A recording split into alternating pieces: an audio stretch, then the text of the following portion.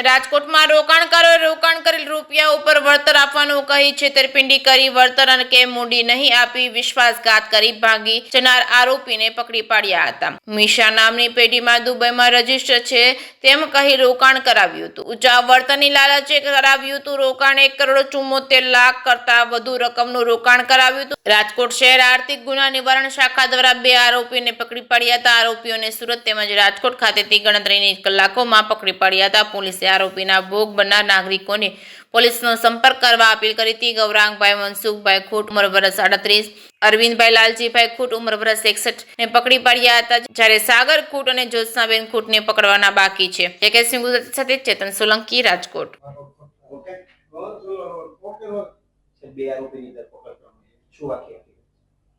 Detection of crime branch police station Rajkot શહેર ખાતે ગત 29/3/2026 રોજ એક 316(5) અને 3(5) એટલે કે ગુનાહિત વિશ્વાસઘાત તેમજ જીપીઆઈડી એક્ટ મુજબનો ગુનો દાખલ થયેલ હતો. એમાં ગુનામાં હકીકત એવી હતી કે મિશા ઇન્વેસ્ટમેન્ટ નામની પેઢી જે દુબઈ ખાતે રજીસ્ટર્ડ હતી, એમાં ઇન્વેસ્ટમેન્ટના નામે લોકો પાસેથી પૈસા ભેગા કરવામાં આવેલ હતા અને પછી એને ઊંચો વળતર આપવાની લાલચ આપી પૈસા લઈને આરોપી નાહી ગયા હતા.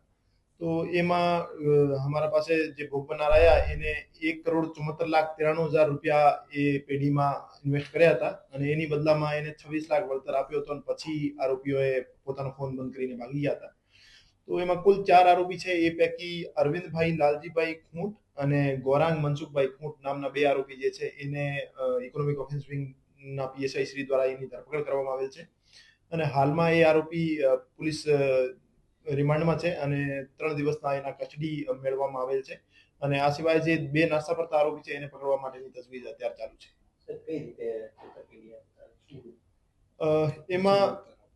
એમાં એક મિશા ઇન્વેસ્ટમેન્ટ નામની એક પેઢી હતી જે દુબઈ ખાતે રજીસ્ટર્ડ હતી. એમાં ઇન્વેસ્ટમેન્ટ કરશો તો તમને ઊંચો વળતર મળશે અને એને મંથલી ઊંચા વળતરની લાલચ આપી લોકો પાસેથી પૈસા મેળવવામાં આવેલ હતા અને પછી એમને અમુક સમય સુધી વળતર આપી પછી આખો મૂડી અને વળતર આપ્યા વગર માણસો એના પૈસા લઈને નાહી ગયા હતા.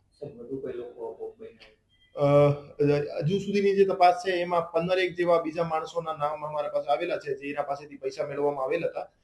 હું તમામ જાહેર જનતાને અપીલ કરવા માંગુ છું કે મિશા ઇન્વેસ્ટમેન્ટ નામની પેઢીના નામે તમારા સાથે પણ કોઈ છેતરપિંડી અથવા ઊંચા વળતરની લાલચ આપી પૈસા મેળવવામાં આવેલ હોય તો આપ તાત્કાલિક રાજકોટ આર્થિક ગુના નિવારણ શાખાનો સંપર્ક કરો અને એમને હું સાહિત્ય તરીકે આપણે એડ કરી અને એના આરોપીઓ વિરુદ્ધ કડક કાર્યવાહી કરીશું.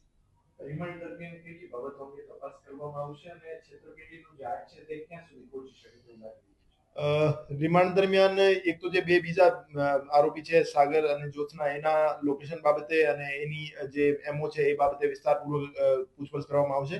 આ સિવાય એ પૈસા જે છે માણસો પાસેથી લઈને એને ક્યાં ઇન્વેસ્ટ કર્યા છે અને કઈ પ્રોપર્ટીઝ એને પોતે લઈ લીધી છે, એ પ્રોપર્ટીઝ ટાંચમાં કેવી રીતે લઈ શકાય, એ તમામ બાબતો બાબતે અમે ઊંડાણપૂર્વક તપાસ કરીશું અને હજુ સુધીનો જે આંકડો છે છેતરપિંડીનો જે 1,74,00,000 જેવું છે અને બીજા માણસો અમારી પાસે ભોગ બનનાર આવશે તો એ આંકડો વધુ થવાની શક્યતા છે.